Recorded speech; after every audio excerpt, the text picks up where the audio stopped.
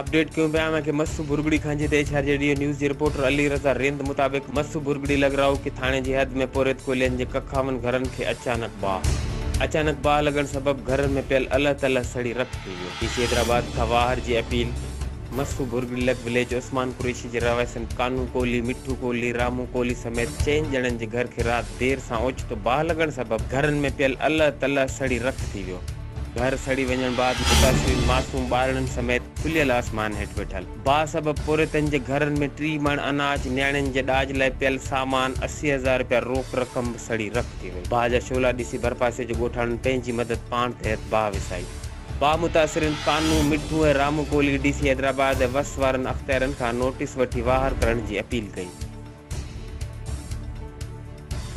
HRJDO news ते इन वक़्त ताईं बस एतिरो ई। वधीक ख़बरनि ऐं अपडेट्स लाइ ॾिसंदा रहो HRJDO न्यूज़।